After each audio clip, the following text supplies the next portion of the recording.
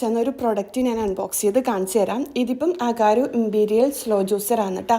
ഇതിനെക്കുറിച്ച് ഞാൻ കൂടുതലായിട്ട് പറയേണ്ടൊന്നും ആവശ്യമില്ല. നമ്മുടെ ജ്യൂസ് മാക്സിമം ന്യൂട്രീഷ്യൻസ് അതിൽ ഉൾപ്പെടുത്തിയിട്ട് ഫ്രഷ് ജ്യൂസ് അതിൻ്റെ ടേസ്റ്റിൽ ഒട്ടും വ്യത്യാസമില്ലാണ്ട് നമുക്ക് ജ്യൂസ് അടിച്ചെടുക്കാൻ പറ്റും കേട്ടോ. അപ്പോൾ ഇതിൽ വരുന്ന ഐറ്റംസും കൂടി ഞാൻ കാണിച്ചു തരാം. 3 ടൈപ്പിൽ സ്ട്രെയിനർ വരുന്നുണ്ട്. ഒന്ന് വരുന്നത് എക്സ്ട്രാക്റ്റ് ജ്യൂസ് ചെയ്യാൻ പറ്റുന്നത്, പിന്നെന്താ നമുക്ക് സ്മൂത്തി ചെയ്തെടുക്കാം, പിന്നെ ഫ്രോസൺ ഫ്രൂട്ട്സ് എല്ലാം ഉണ്ടാവില്ലേ അതിൻ്റെ സ്ട്രെയിനറും കൂടി വരുന്നുണ്ട് കേട്ടോ. അപ്പോൾ 3 ടൈപ്പിൽ നമുക്കിതിൽ ജ്യൂസസ് റെഡിയാക്കി എടുക്കാൻ പറ്റും കേട്ടോ.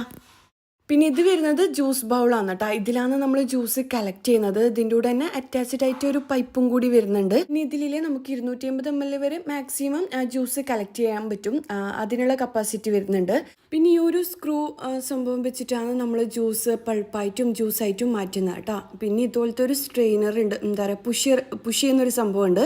ഈ ഒരു ട്യൂബിനുള്ളിൽ നമ്മൾ ഫ്രൂട്ട്സ് ഇട്ട് കൊടുത്തിട്ട് ഈ ഒരു സ്റ്റെയിൻലെസ് സ്റ്റീൽ ബ്ലേഡ് വെച്ചിട്ടാണ് കേട്ടോ ഫ്രൂട്ട്സ് എല്ലാം കട്ടാക്കി എടുക്കുന്നത്. പിന്നെന്താ എന്താ പറയുക, ജ്യൂസ് എല്ലാം കളക്ട് ചെയ്യാൻ പറ്റുന്ന 2 ജാറും കൂടി ഇതിൻ്റെ കൂടെ കൊടുത്തിട്ടുണ്ട് കേട്ടോ.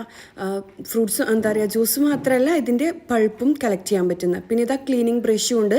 ഇതിൻ്റെ ബാക്ക് സൈഡിലായിട്ട് എന്തെങ്കിലും നമ്മൾ കുടുങ്ങിക്കഴിഞ്ഞാൽ അതും എന്താ പറയുക ക്ലീൻ ചെയ്ത് മാറ്റാൻ പറ്റുന്ന രീതിയിലുള്ള ഒരു ബ്രഷാണ് കേട്ടോ ഇതിന് കൊടുത്തിട്ടുള്ളത്. ഇനിയിപ്പോൾ ഇത് അസംബിൾ ചെയ്തിട്ടും കൂടി ഞാൻ കാണിച്ചു തരാം കേട്ടോ. ഈ ഒരു മെയിൻ ബോഡിയിലും ഈ ഒരു ജ്യൂസ് ബൗളിലും ഒരു ട്രയാങ്കിളിൽ വരുന്ന 2 സൈൻ ഉണ്ടാവും. ആ സൈന് രണ്ടും ഒരുപോലെ വെച്ച് കൊടുക്കുക കേട്ടോ. പിന്നെ യൂസർ മാനുവലിലെല്ലാം ഇതിൻ്റെ ഡീറ്റെയിൽഡ് കൊടുത്തിട്ടുണ്ടാവും, എന്നാലും ഞാൻ ചെറുതായിട്ട് എനിക്ക് പറഞ്ഞുതരാം. പിന്നെ ഇതാ ഈ ഒരു റൊട്ടേറ്റിംഗ് വൈപ്പറിലെ അത് വെച്ച് കൊടുക്കുക. എന്നിട്ട് നമ്മൾ ഏത് ജ്യൂസാണോ വെക്കുന്ന അതിൻ്റെ ഫിൽറ്റർ വെച്ച് കൊടുക്കുക. പിന്നെ ഈ ഒരു സ്ക്രൂ ഒന്ന് ഫിക്സ് ആക്കി കൊടുക്കുക, ഒന്ന് പ്രസ് ചെയ്തിട്ട് ഫിക്സ് ആക്കി കൊടുക്കുക കേട്ടോ.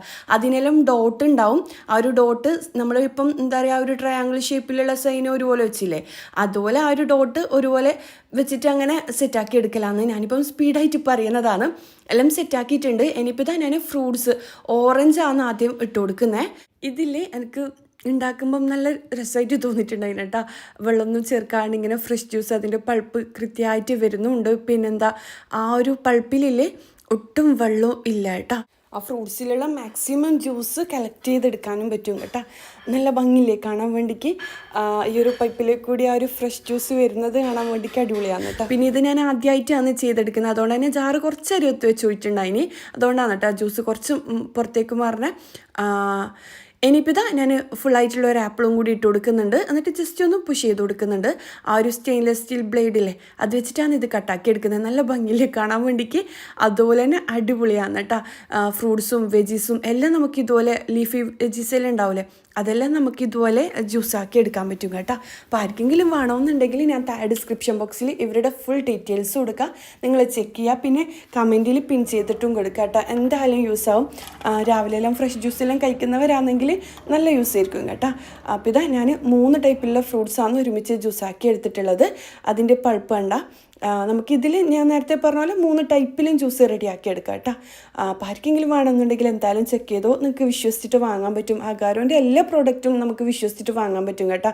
ഞാൻ യൂസ് ചെയ്തിട്ട് ഇതുവരെ മോശമായിട്ടൊന്നും അഗാരോൻ്റെ പ്രോഡക്റ്റ് തോന്നിയിട്ടില്ല.